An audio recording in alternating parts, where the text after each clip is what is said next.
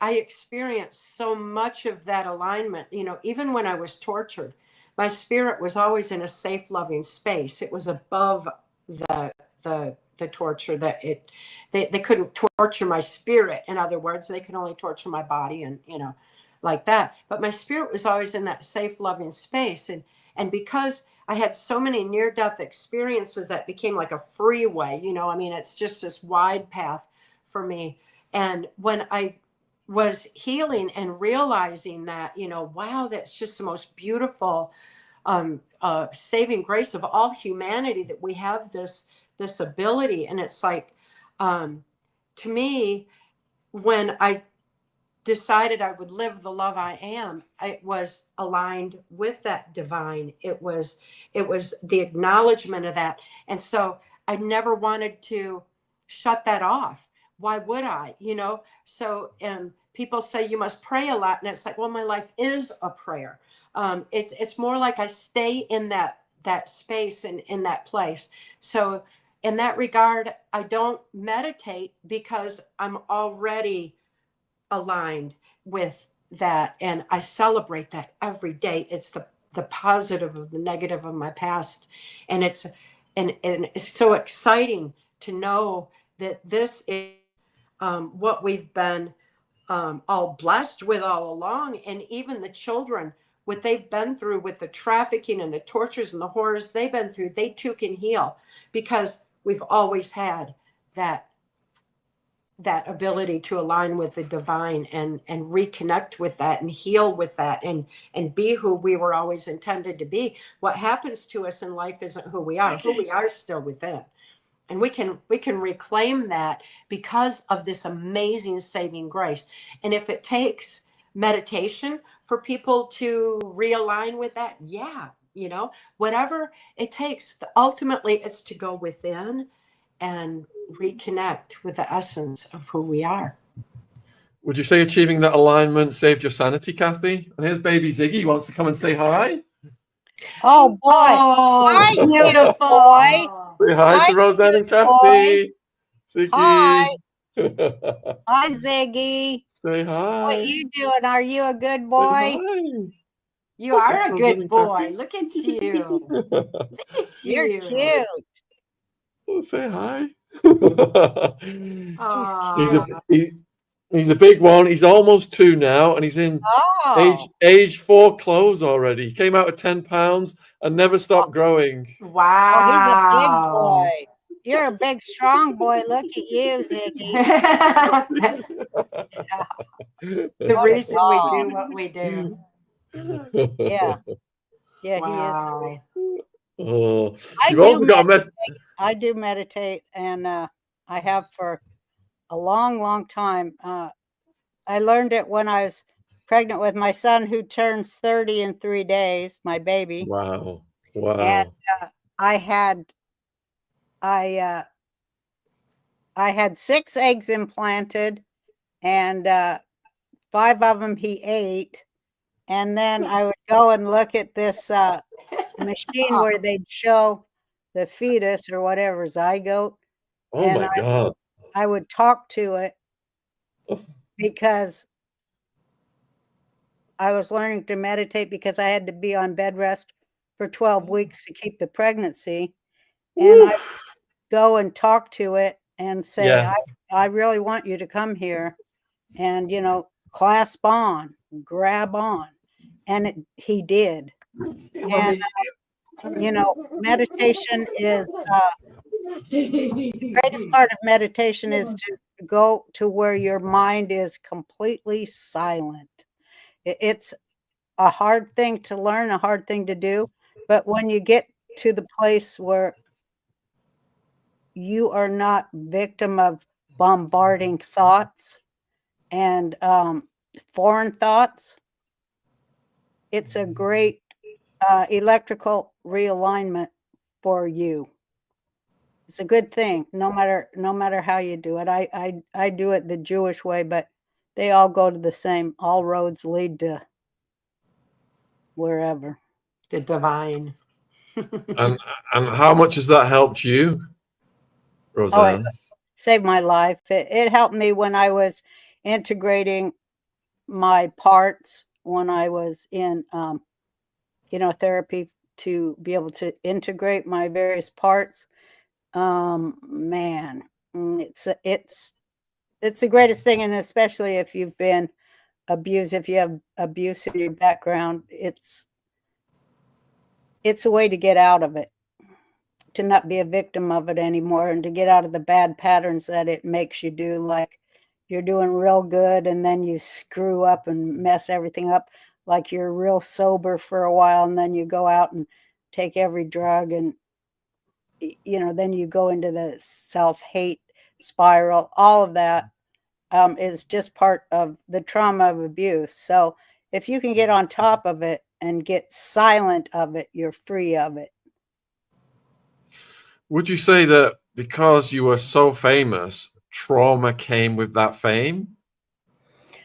I was traumatized way earlier when I was young, because we had I grew up in an apartment house full of Holocaust survivors, and so I was born into trauma, and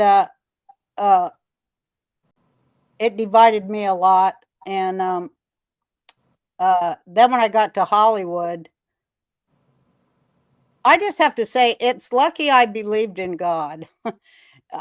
I'm really lucky that I had that, because I had a foundation to be strong in, and I knew I was connected to it, and I knew I couldn't be destroyed because of it. Keep meticulous records of the experiments they do to their prey so they can perfect it.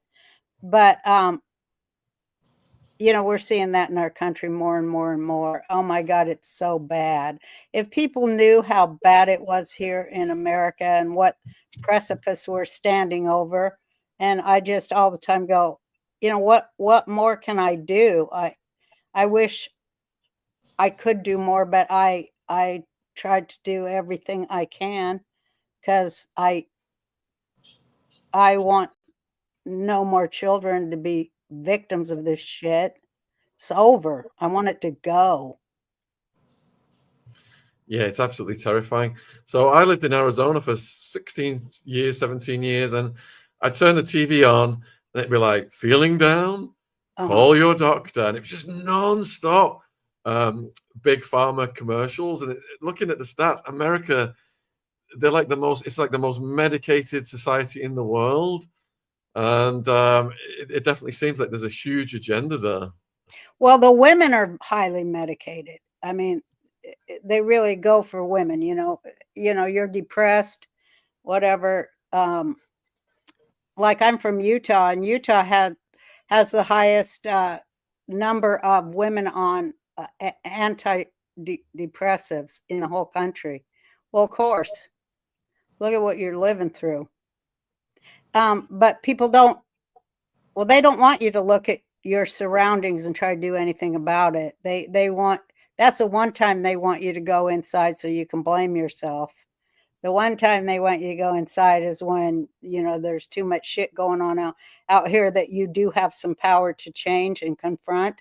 They don't want you doing that. So they want you to go inside and go, oh, I'm depressed because I'm chemically off balance.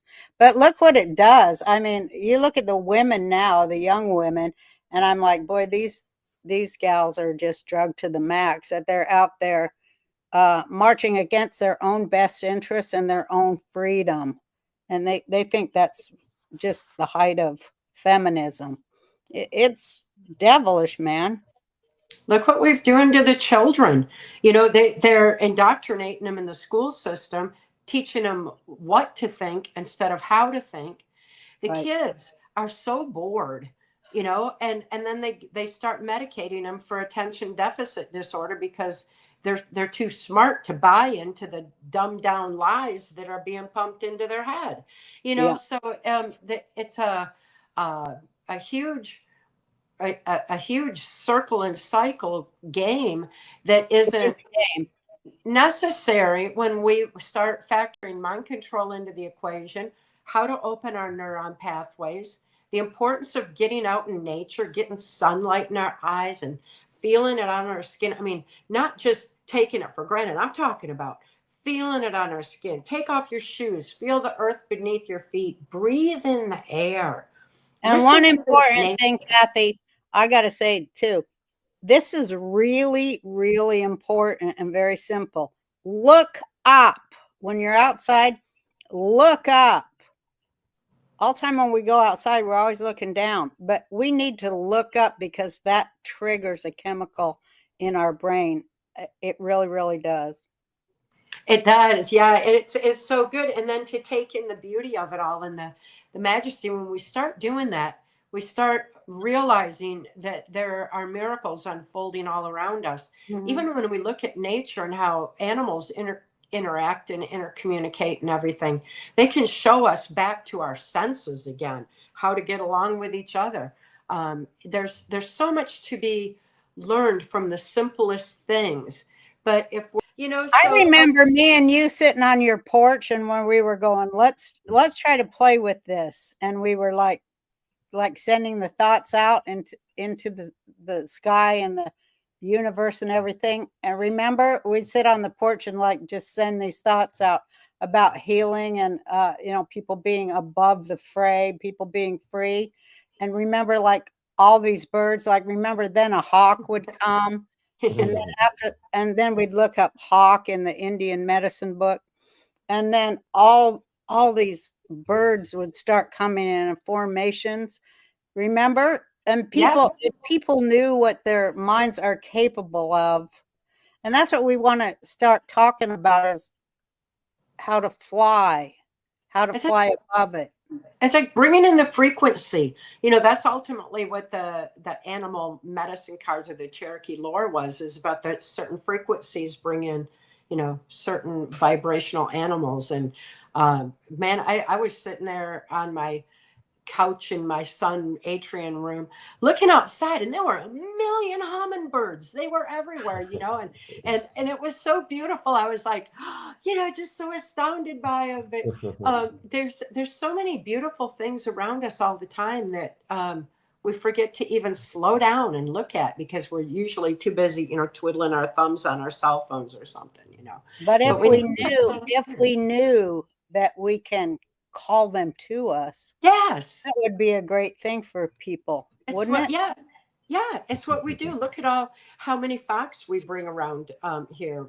You've been here, and the raccoons, the deer, you know, everything, and it's just all about a peaceful vibration and emitting that on purpose.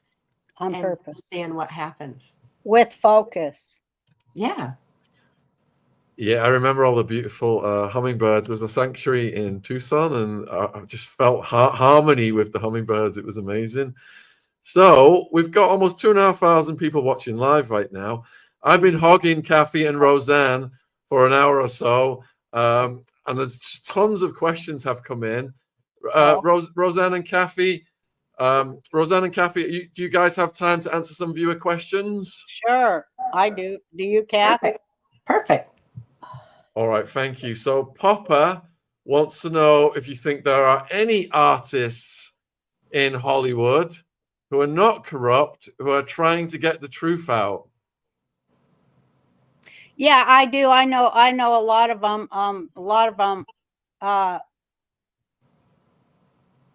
Don't do it anymore because it's too hard. But I have known a lot, and right now, I think a lot of people are just laying low to see what's going to happen. But I suspect a great renaissance is coming in art. And a few people are asking if you would include Mel Gibson in the activist category. He's an activist, and a lot of things he says are a lot of conclusions he draws are pretty interesting, and I don't have any beef with it. But a lot of things he says, man, he's talking for something that I consider to be artificial intelligence. He speaks for a lot of artificial intelligence and man-made shit. But, you know, that's his right. Cathy, can we trust any Hollywood artists, or are they all corrupt? There's good and bad in everything. You know, I think that we need to factor mind control into the equation and realize it's a sliding scale from the kind of torturous, robotic MKUltra mind control that I experienced to the kind of horrific manipulations Roseanne endured to information control, because, you know, ultimately we all formulate our thoughts, our opinions, and our actions based on what we know. We need to know that knowledge base has been altered a long, long time. A lot of that information has been altered right there out of Hollywood to manipulate what information we are allowed to have. Though all these factors come into play. So, well, Hollywood is the CIA, and you know, more and more and more. And you know, once they do all these sales, you know, one company swallows another, and then there ends up to be 3 companies that control everything. I mean, that's not good. That isn't good when you've got, you know, that kind of stuff going on. There should be a lot of independent artists that are able to get their work out there in front of their fans. They might now, especially the ones who have a lesser degree of manipulation, the ones who have been suppressed and repressed and kept out of the business, because there's a lot of talent that can't make it in the business. Then they're starting to emerge, you know. Yeah. So we need to watch all that, but also to start factoring mind control into the equation and stop following people just because the media tells us they're, you know, something bigger than the rest of us. It doesn't make it that way.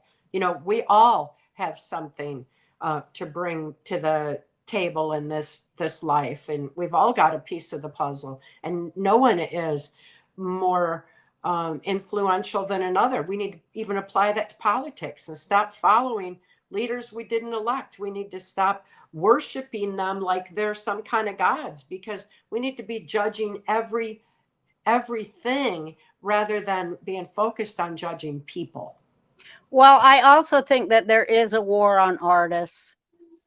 There is a war on free speech, and there is a war on artists, you know, who say anything that rocks the boat or lifts people up. They hate it when you're an artist whose intention is to lift people up rather than to teach them to sneer at their quote unquote lessers. And so there is that war. Those who teach people to think like you do, you know, you would know. You are the epitome of what's happened in that war. You know. Well, I've been fighting. You know, I've been fighting since they fired me. Luckily I had a lot of free time, so I was very, you know, Cathy, that I thought I was not going to make it. And then I just heard it like I felt it was from, you know, the creator. He said, the only way for you to win is to fight harder, be louder, be more intense, and more vicious, or vicious isn't the word, but more whatever the word is. And so I did. And you, of course, rescued me out of that one. How did you get to that point, Roseanne, where you thought you wasn't going to make it? Oh, because it was just an onslaught. It was a daily onslaught after they fired me. And to get to the point where they fired me, all the gaslighting that went into that, and all the political machinations, because I was not towing the Democrat party line. And because I dared to show a family that had Trump haters and Hillary haters in it that both still loved each other. They hated that because that cut into their fundraising. Yeah. But yeah, and then you know, being called a racist on all media after 30 years of being a civil rights fighter, that was the one. They knew that was my Achilles heel, and I thought I would die from it. And you know, of course, I had Cathy, and I had a couple other good friends.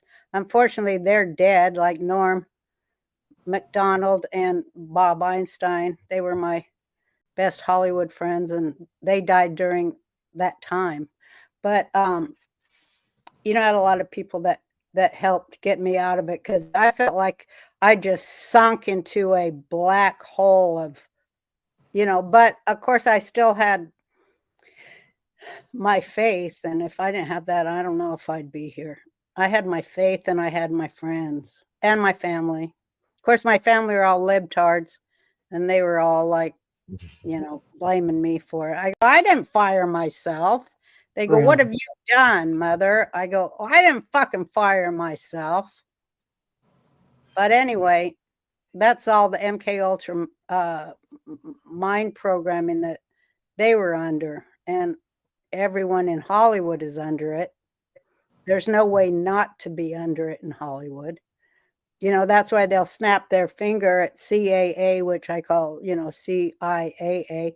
But, you know, they'll snap their fingers and get their biggest stars to come out there and, you know, do their PSAs about how great the vaccine is, or whatever the hell they want them to do, how great pedophilia is, whatever their next step is. Those are not thinking people. They're slaves.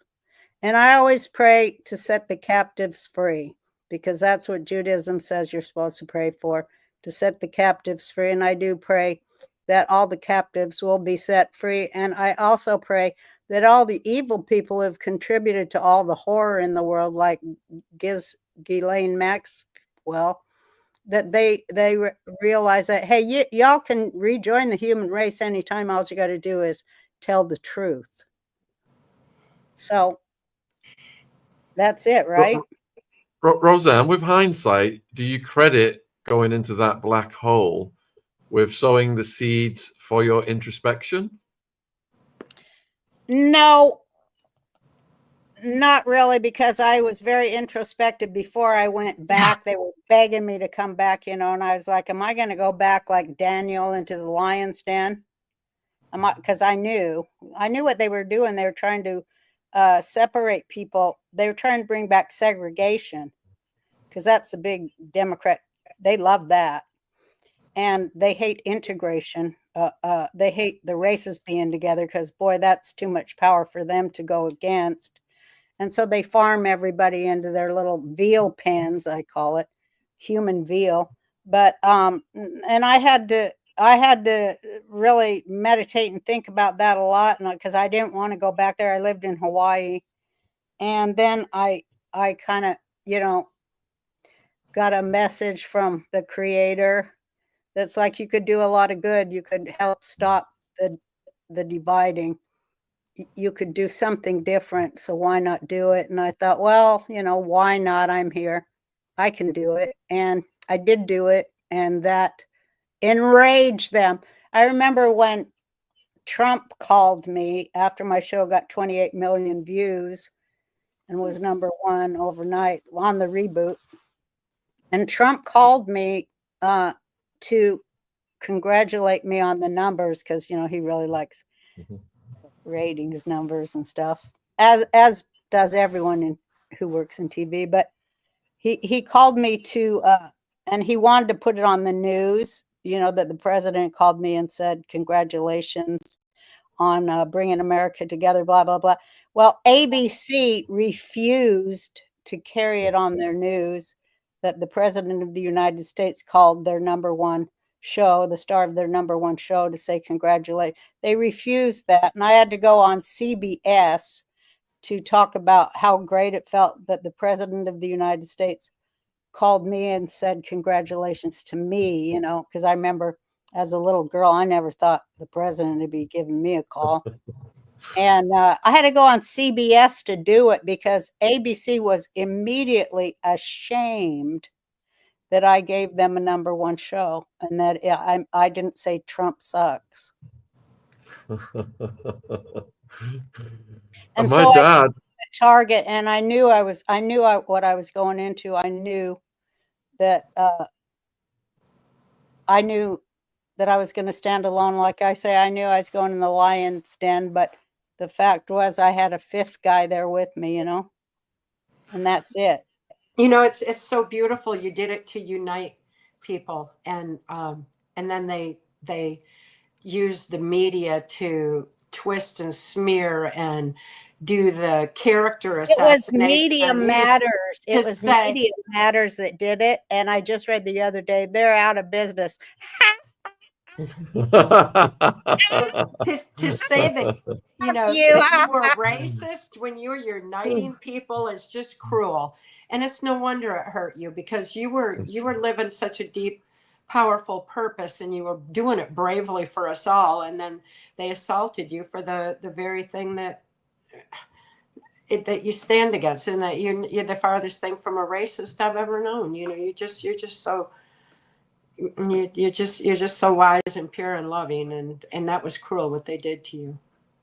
Yeah, but look what happened. You know, I know. I had God. You know, I was joking with God all the time, and I'm like, hey, look, they're every one of their fucking movies is shit and don't make no money. It's a big failure.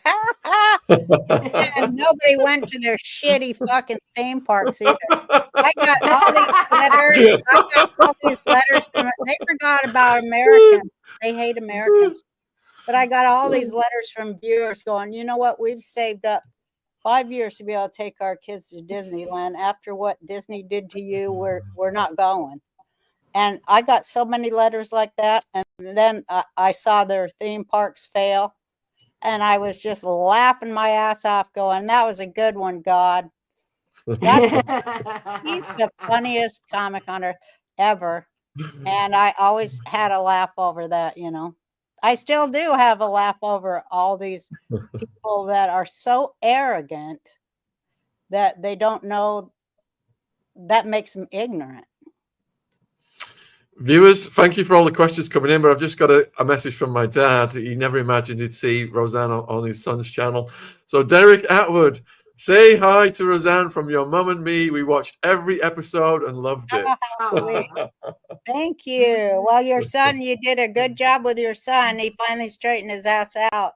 And now he's a few people picked up on what you said about the CIA in Hollywood earlier, Roseanne. Yeah. Was that something you learned firsthand, that the CIA intelligence, they vet things and they approve things and they influence things in Hollywood? Well, I saw it with my own eyes being on a network broadcaster. I saw what the people would come down and say, we would prefer that you said it this way. And, you know, we would prefer that you would change. We would prefer the network and, you know, the network, when they say that, that means the stockholders and the sponsors that they think they speak for. And of course, I don't think they really talk to any of them, but, you know, because they're icky and they're sweaty and dirty and they work. Ew. So, you know, they would always come down with a request for me to change an idea, a line, a joke. But, you know, luckily comedy is such that if you get a big laugh, nobody's going to come in and say, you can't get a big laugh. They couldn't do it. Well, it got a big laugh, and laughs are good for our money and our sponsors and making people happy.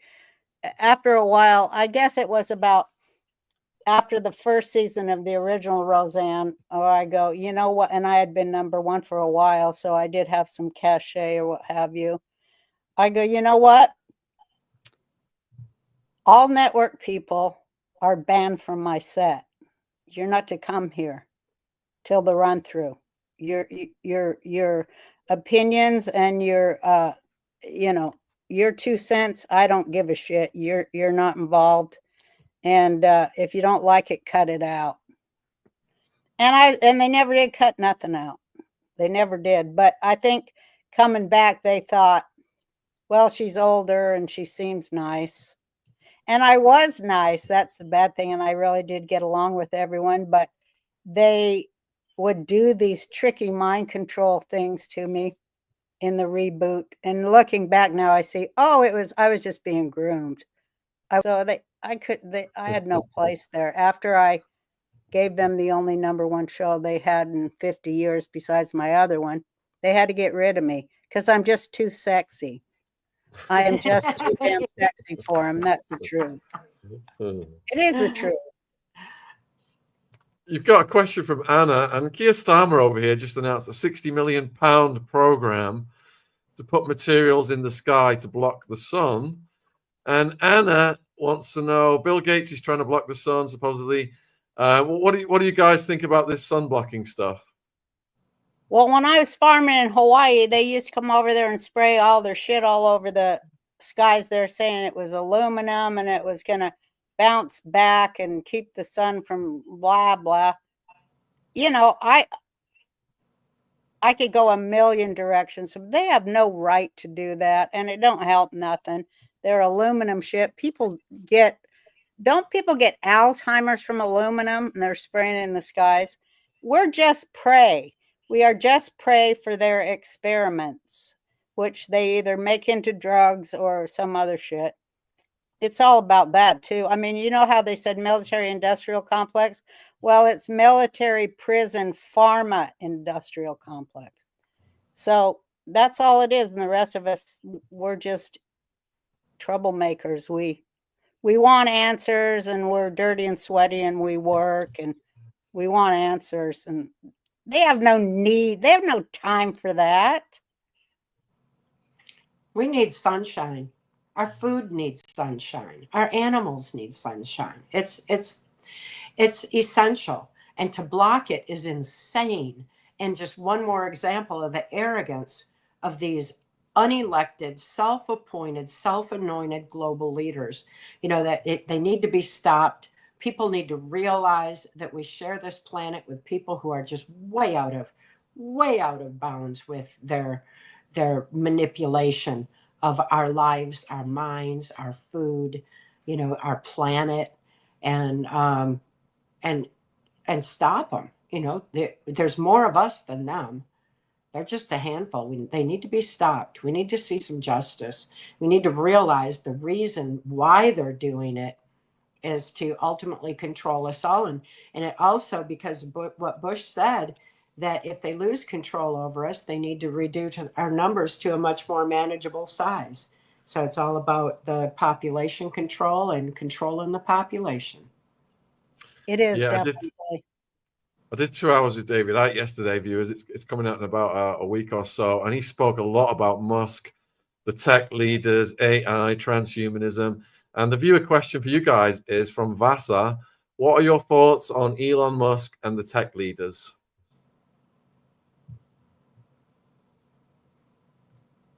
I don't know enough about Elon Musk, and I don't know that is the crux of things as much as the artificial intelligence is.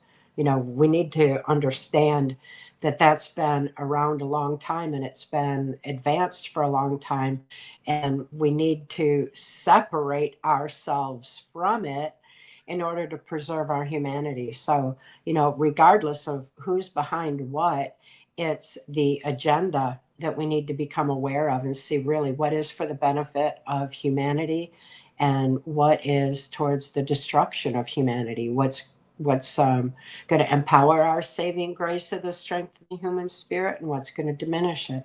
You know, we need to start examining the issue instead of looking at one person, because it doesn't solve the problem to judge a person. Well, I think Elon Musk, from what I've been told, this isn't firsthand, but from what I've been told by people that I speak to, is that he was raised in a satanic ritual abuse cult. And so he's very damaged and hasn't completely healed. But he is like a technical genius, or at least he knows how to put together a team of technical geniuses. I was looking at the stuff where they were putting you know, the neural link into somebody who was paralyzed and how they could move their feet now. So I think that, you know, it has great benefits if it's used wisely. But then you think about, is there anything that's ever been invented that's been used wisely? No, not really. But maybe if people change, maybe if our consciousness really does grow and change, maybe we would be able to find a way to keep the worst people away from the button. That'd be a good thing. If we could only get there, that would be a great first step. I think that's happening, you know, with this evolutionary times that we're living. You know, when we evolve with the knowledge that's our defense against mind control, it becomes a spiritual evolution, and that's going to give us the strength to be able to make some wise decisions for once and maintain it. You know, it's not just a momentary thing. It's got to be an evolutionary step. Right. That takes us forward. I think we're moving into not to turn it over to anyone, but to keep it ourselves, right? The people, right? Yeah, right. So Simply Solo's question is, what are the necklaces behind Roseanne? Do they symbolize something? No, they symbolize that. They symbolize that I went crazy and I bought all this jewelry. I bought all these most of these things are 30 years old or more that I bought when I first got paid, and I just made it there to remind me of that. You know, I remember, well, this one over there I bought the first time I headlined in Las Vegas. I bought some jewelry there, so they all have that sentimental thing to them. So Oliver's mom, what can the average person do to combat all this besides keeping their eyes open and our own house clean? I know you've answered that. You've said you've given a lot of advice, Cathy. Is there anything you'd like to add to that? Oh my gosh, everyone, everywhere can apply the simple methods Mark taught me in PTSD Time to Heal to themselves, because they're a reminder of our birthright to live our life's purpose.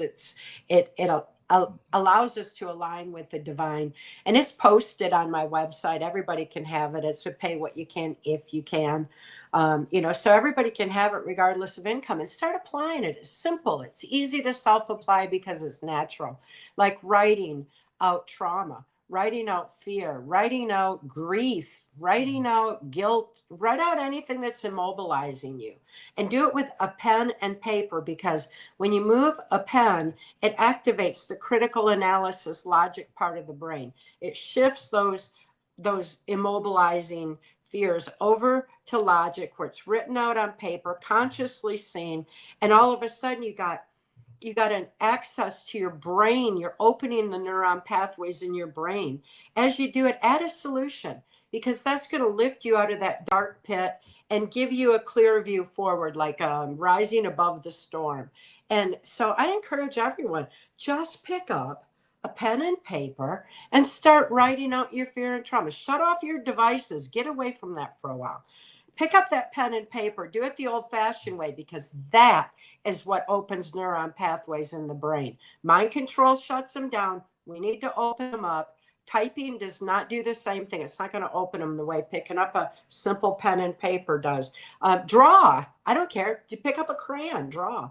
You know, that does the same thing. Activate your brain, and then get out in nature and, you know, and breathe in the air. All these things can help us to reclaim our humanity once and for all. And also, I'll add, try to grow something, even tomato. Yeah. That really does something to your brain and soul too. Yeah, I think baby Ziggy is restoring my brain and soul, because just going in the park with him, walking around and just looking at his smile, it just brings you away from all of the Matrix stuff. Yeah. Right. All children do that. That's why they're the ultimate prey, because they are connected to the divine more than those of us who've been beat up and stepped on along the way. They have what we crave. They have naturally what we want and what we crave. And just to behold them is not only awe-inspiring, it's hilarious. The stuff they do is hilarious. Laughing is great. Laugh as much as you can. Yeah, Ziggy doesn't give a F about anything. It's fantastic. He just power walks down the street, and everybody better get the hell out of his way or else. So you got a question from Shandy, and that is, what do you think about Trump suing Rupert Murdoch? I think that's great. I just think Trump should sue everybody. Rupert Murdoch, he should be sued for sure. I did sue Rupert Murdoch and Did won, although I'm you? not supposed to talk about it. I did. Wow. Wow. I sued his tabloids.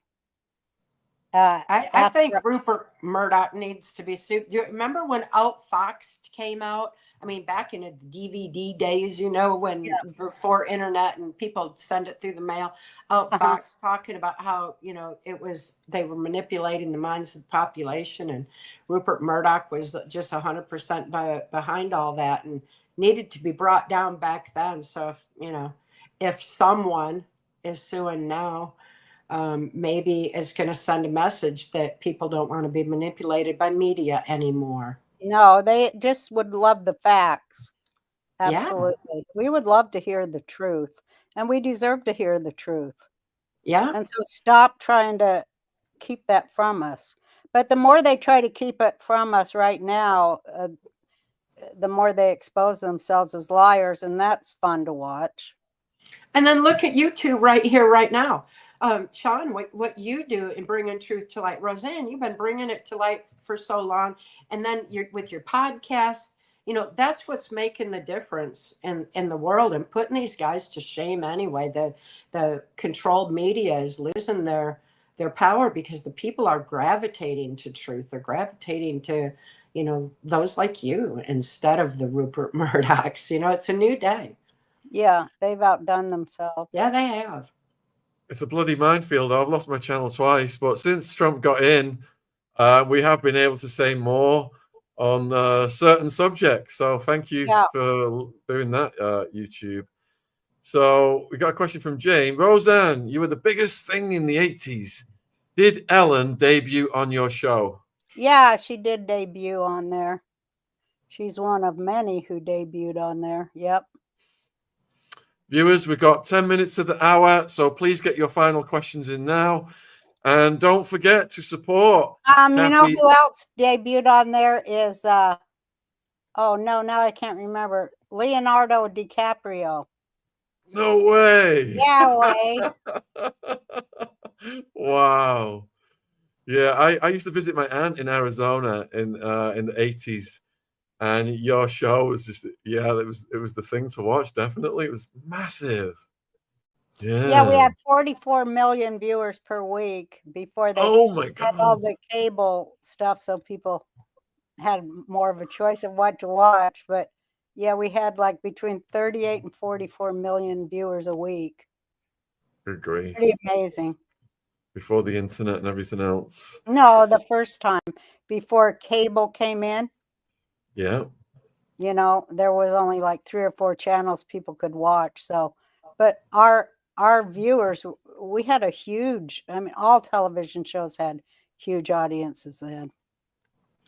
My TV was so controlled under MKUltra mind control, and then when I didn't see your show, and then I was big time in my healing process, and I still didn't see your show, and then we met and we became friends, and you handed me the whole collection, you know. So then there's people like me who are still just, you know, the slow getting on board with it. And there's a lot of us, you know, that I have watched it so many times, watching the full series and just loving every minute of it, you know. So there's the reverberations going on and on and on for those of us who were asleep during those days are, you know, waking up to embrace the magnitude of what you accomplished with your show now. Well, I was happy to do it, I'll tell you. And I was able to buy quite a few necklaces. So it all. So Nikki wants to know, were Meghan and Harry right to step away from the royal family?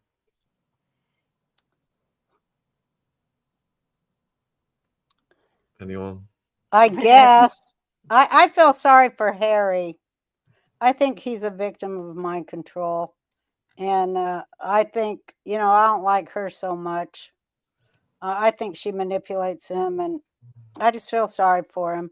Poor guy, he lost his mom at such a an early age, and I can see why he feels the way he feels, but he needs to get Cathy's book, Time Courage to, what's it called? Time to Heal? PTSD, Time to Heal. Yeah. PTSD, Time to Heal. Harry, go get that book. Don't let the bitch see you reading it. You'll probably have to go downstairs and hide in a closet, but do so. Harry, if you're watching, the links for Cathy's book are in the live chat right now and in the description box. And Cathy, do you have any thoughts? Do you think Harry was MKUltra'd? If he was, then it's good he's away from the family entirely, because sometimes you gotta break away from your abuse base in order to heal. It's really important. But what if you go? What if a lot of times when you run away from your abuse base, you get with a complete narcissist who cares nothing about you, right? It depends if you heal first and before you get into other relationships, and it's like when Mark lifted me out of the swamp, and man, he was so handsome. I was safe. He was everything, it was like he was whoa, and he wouldn't have anything to do with me until I healed. He said, because you got to have something, you have to know who you are in order to have something to give in a relationship. And not only was it important for me to heal first to be 100% in who I am, but it's also important so that I didn't have crossovers of memory tangling with him, or taking out my past on him. It's really important to separate, and that's so wise what he did. And I encourage everyone, be whole in yourself first before you get into any relationship, so that you don't take your baggage in on the one that you love. Yeah. Mystic wants to know, will Roseanne have Audra Lynn back on? The interview was fascinating and fantastic. Yeah, we're going to do a part 2. I just love her. She's great.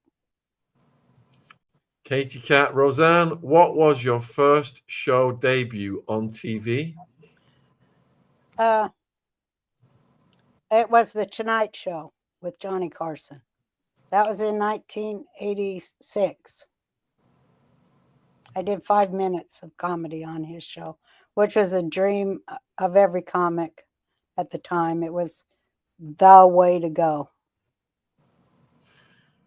For Roseanne, do you rate the Talmud? And if so, which parts? Well, the Talmud is something like 32 volumes. So, no, I haven't read the whole thing. But, I've read choice snippets from it that, say a lot of good things, and other snippets are ridiculous. But you have to remember the context in which it was written, which was in exile. And, these guys, it's a conversation between a bunch of rabbis, and they're talking about law. And people excerpt things and think they know what they're talking about, but they don't. They don't know what they're talking about at all. They were, discussing law. Like if we're going to sit here and discuss a Bible passage and we say, well, what if that meant there were beings from other planets? People will go, well, that's an interesting way of looking at it. But it isn't law. It is people deciphering and arguing law. So, of course, there's a bunch of idiots in there. There's a bunch of people that say really weird shit. But it's not what it's being portrayed to be at all. There's some really good stuff in there. One of the good things in there says this, treat your neighbor as you would want to be treated. That's in there. So, it just depends on the glasses you're going to wear and what you're looking for. And yeah, I have to understand too that a lot of the times when they're discussing law, they're very dark, because Jews love dark humor.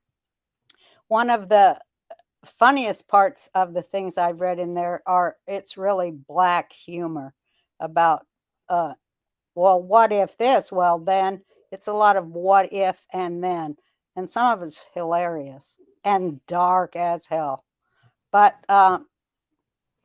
That's what happens when you sit around and discuss scripture. So Hiram wants to know if you guys are fans of Joe Rogan or whether you think he's sold out. Oh boy. Kathy, what do you want to go first? I haven't been on. I have no association with him, so I don't know.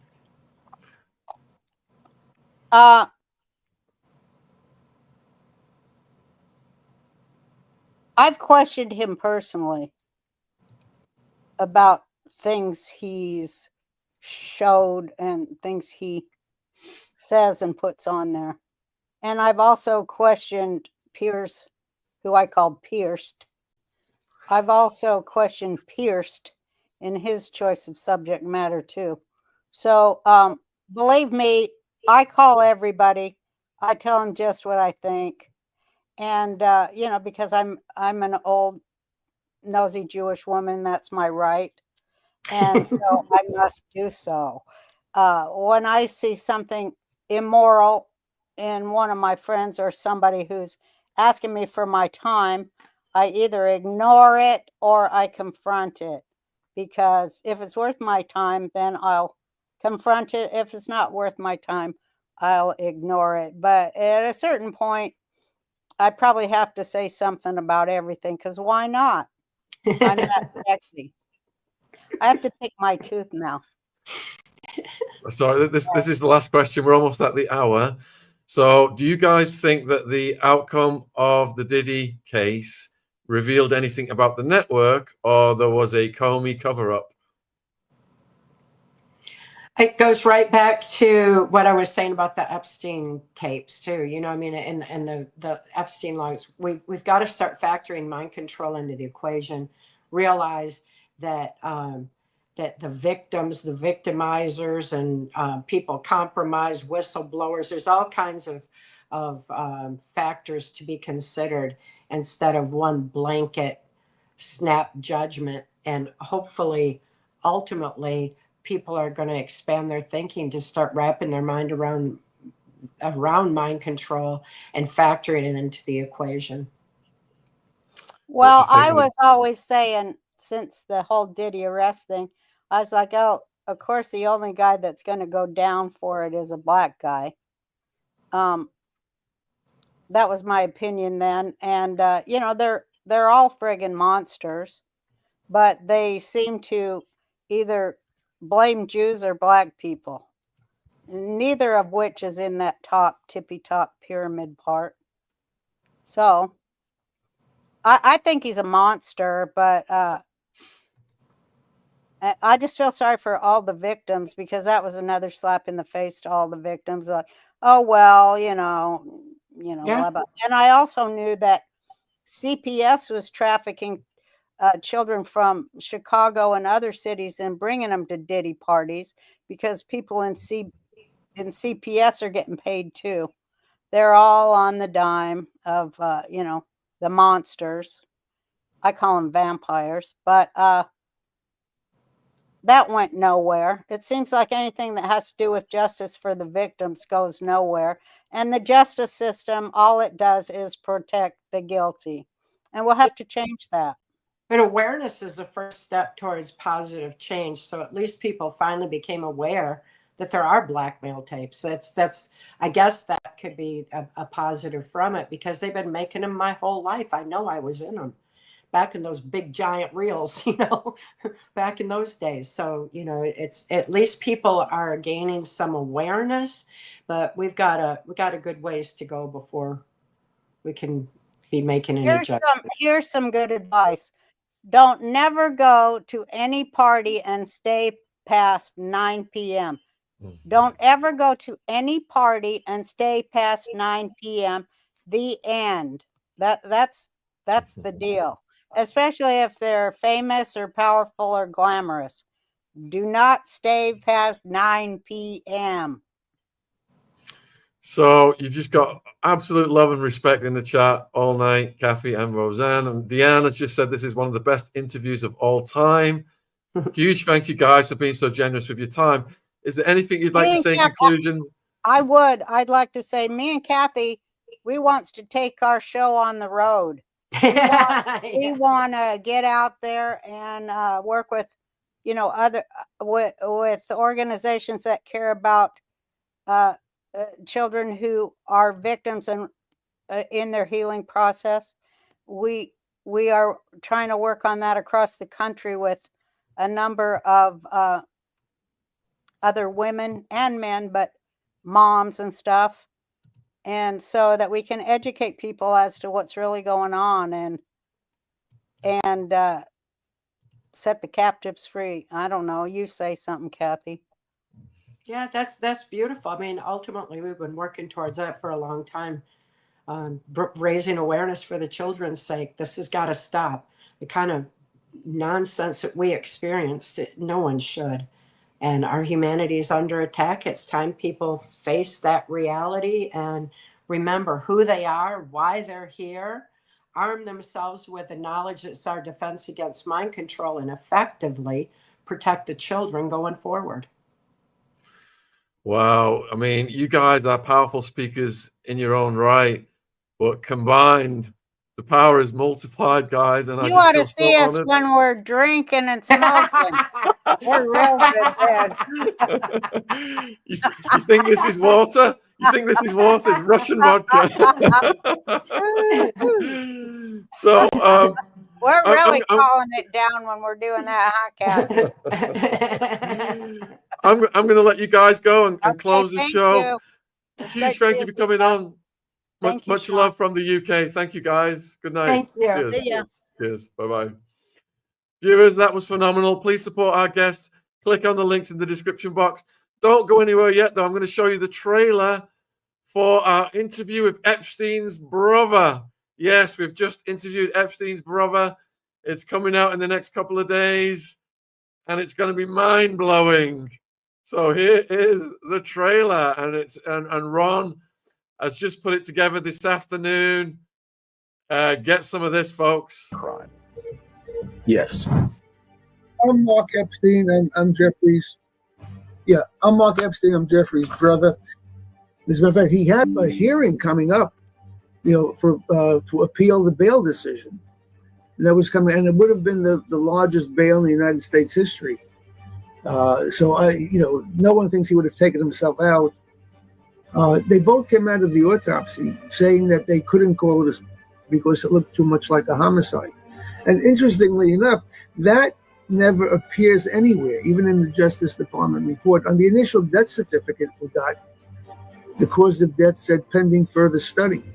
But they won't investigate it, or have not yet investigated it as a homicide, because if they did, there was a lot of questions they should have been asking. They would have interviewed everybody else on the tier. You know, Bill Barr came out early on and said that he saw that nobody went in or out of the tier.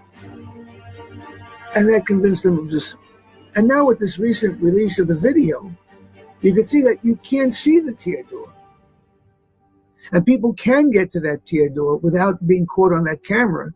So what was he referring to? He should not have been moved until the medical examiner got there and investigated the crime scene. So by moving his body, they messed up the crime scene, you know, to make it harder to see that it was actually a homicide. People who have investigated, nothing to do with me. These are not people who are working for me. These are independent investigators who are very, high tech with video stuff. I don't even know how to do that. When they looked at the metadata, which is the information buried in the video, they see that it was edited a number of times. So it just adds to the bull. Let me put it that way. Nicholas Tattaglione did rough him up when they were cellmates. He told his lawyer that if you picture somebody hanging, that ligature mark should be way up under his chin and go up behind his ears. It doesn't. Well, it's who are they protecting? Is the question. And it's whoever had Jeffrey killed. The question should no longer be, did Jeffrey Epstein commit suicide or was he killed? The question now should be, who had him killed? That's what they should be looking for. Absolutely phenomenal video editing by Ron. The interview with Jeffrey Epstein's brother, Mark Epstein, coming in the next couple of days. We've got 2 hours of David Icke filmed yesterday, coming in about a week. and we've got Prince Andrew's ex-Royal Protection Officer pre-record coming in within about a week, and he's talking about Ghislaine Maxwell coming in off the books, romantic picnics with Prince Andrew that Ghislaine had, and that they were lovers. So tons more content coming out, folks. Stay tuned. We will be back soon. Thank you for all of your questions tonight. It's been a great vibe.